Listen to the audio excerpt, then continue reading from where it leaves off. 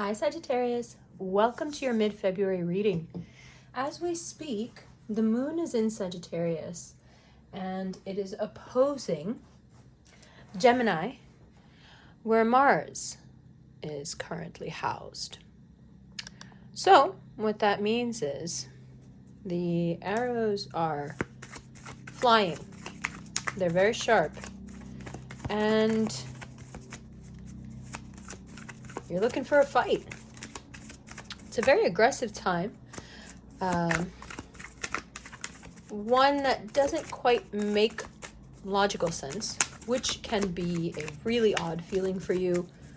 You're used to being on the smart side of things. And of course, we know that you have a temper, but fury is not really your bag. So for you to be as worked up as you are, and as you continue to be, is rare. But I think it's a result of a few things.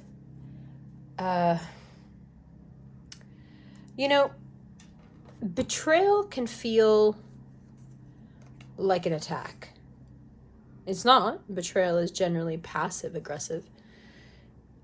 But I'm not sure that you know how to deal with passive aggression. You are aggressive, and you would rather that people be upfront and honest about their aggression. The reason something like the Five of Swords hurts so bad is because it is surreptitious. It's secret. It goes around you and hits you from the back.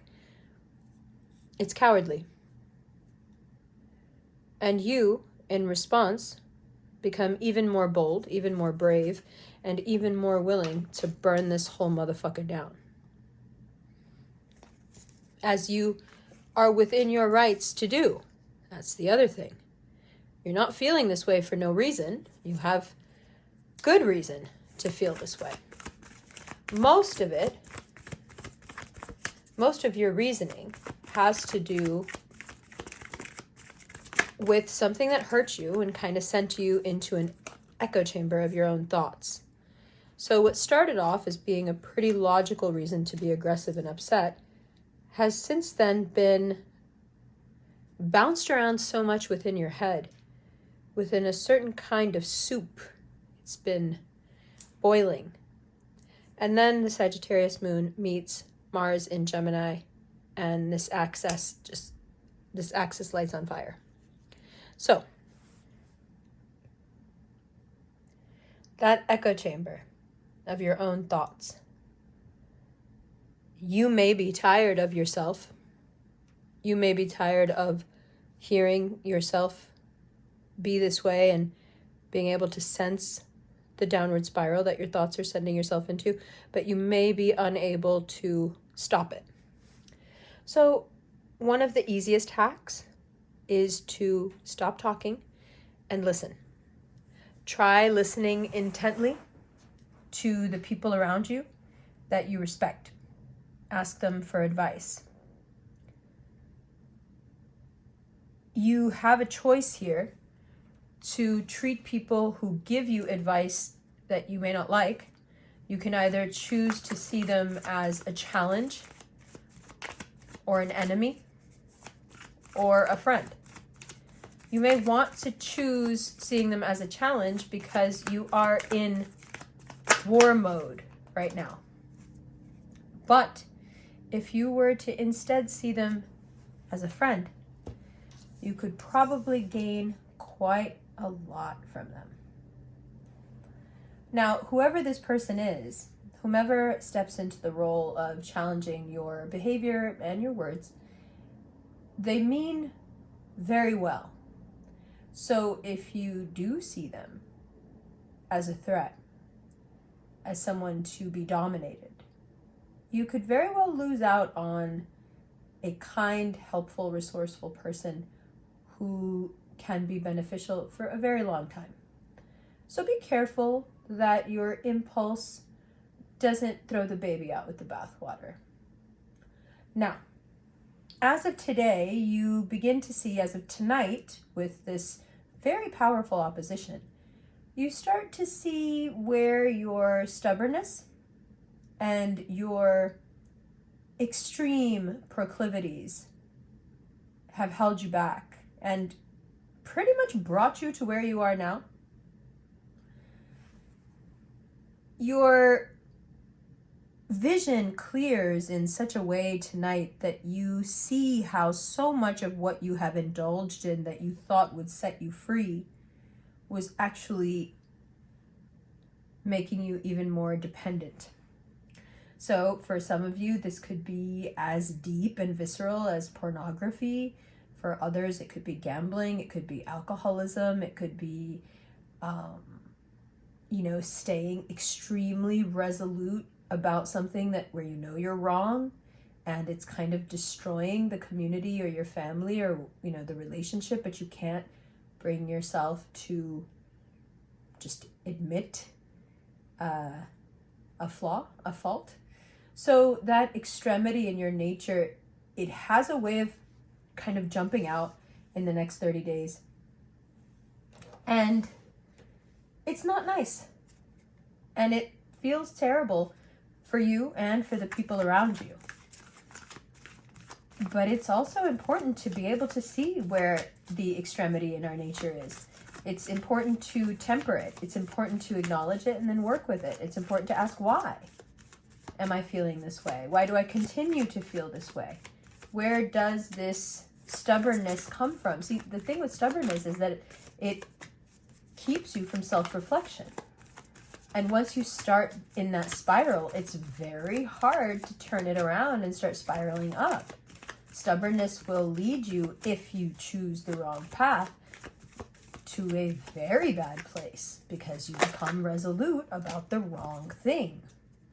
So this is also a time where that part of your nature is tested. How long do we walk down the wrong road just because we're too stubborn to admit that it's the wrong road? And how many different places in your life have you done this and are still suffering from it? From the choices that you're making that are not bringing you joy. They don't bring you any satisfaction. They don't make you happy. They don't make you feel less lonely. And yet you continue to engage in it. And at this point, it's not even like you don't have a choice. You do have a choice. But you know what happens when we don't follow our gut? You know what happens when we consistently do things that make us unhappy? We become resigned to it. We can become sad. We can become complacent. I think I've mentioned years ago that experiment where they used dogs and a shocked floor, an electrified floor. It's a terrible experiment, and I apologize for even bringing it up, but it's a poignant subject here that we're talking about, and this example is quite poignant in relation. So what we were able to figure out through that series of experiments is how depression actually works. And what we found was that dogs who would be shocked for no reason, arbitrarily, whenever, developed a kind of helplessness.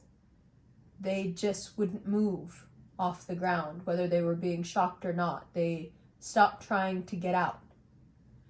When dogs were shocked in relation to getting food or doing something they weren't supposed to do, for some reason, they didn't become sad. They didn't become helpless. They didn't become resigned to their fate. They kept trying to get out, get away.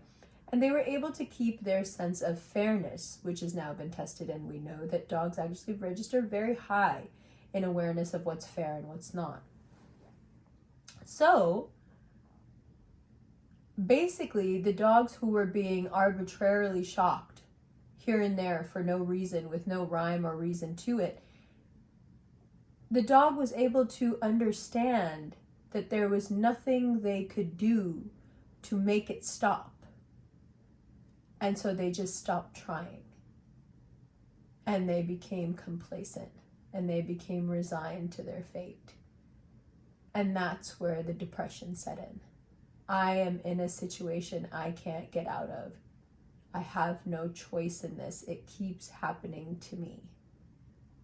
So my brain, my emotional life is choosing to shut down, because essentially that remains the only way out for me. Now, you're not a dog and you're not sitting on a electrified floor that keeps being turned on, activated. But your stubbornness can absolutely take you to a place where you're kind of arbitrarily being held at the will of somebody else. This person shouldn't, for any good reason, have any control over you. This person or thing shouldn't, for any reason, be more important than you.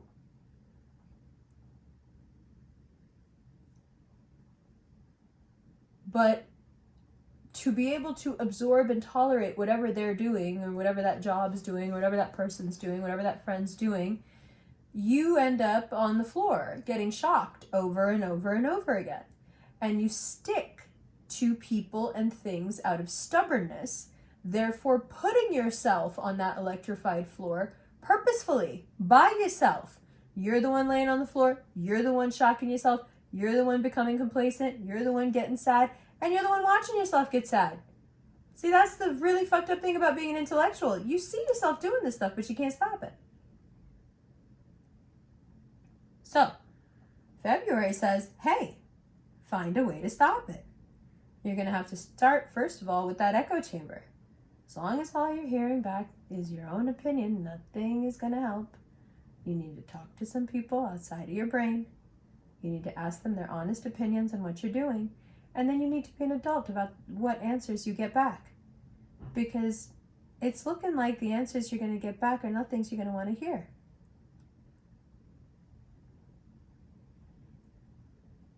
Okay?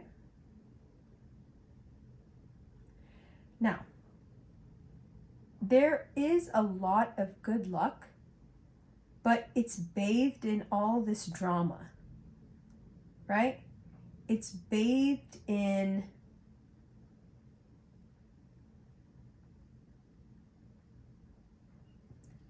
this energy of just being able to be set off easily and setting other people off. So even though there is a time to rehabilitate in the next 30 days or so your money situation, even though there are moments where you understand that you're being a bit too forward and you pull back and you resist the urge to bully, even though you could, even though there are these great moments, they seem to be ensconced in drama, taking things the wrong way, you and others not being able to agree on something where essentially both agree, but the wires are being crossed, the communication's just not there. This energy puts you in a space that's so difficult because you feel right. You feel like what you're doing and what you're saying is right, but it's only because you're so stuck that you can't tell. Right? So there is a overarching theme here of lying to oneself, and lying to oneself enough to produce this narrative that makes it okay for you to stay in this stubborn, electrified floor experiment. Now, in the extended, we're going to talk about other people and the pressure they add. And we're going to pod about the boomerang effect. So when I say we're going to pod, what I mean is a more Joycean kind of stream of consciousness look at not just the cards, the astrology, but also what are those major themes that this month crowd the mind, and what are the philosophical components, hacks that you can remember, that you can plug in at will into this hologram and get some real relief and understanding. So the extendeds, is, of course, we're going to look at the cards and we're going to go through the rest of the cards, but the extendeds continue to evolve. And I find that to be extremely satisfying. And I know you do too, which is why I mention it at all. Anyway, I love you. And I will see you in the extended right now.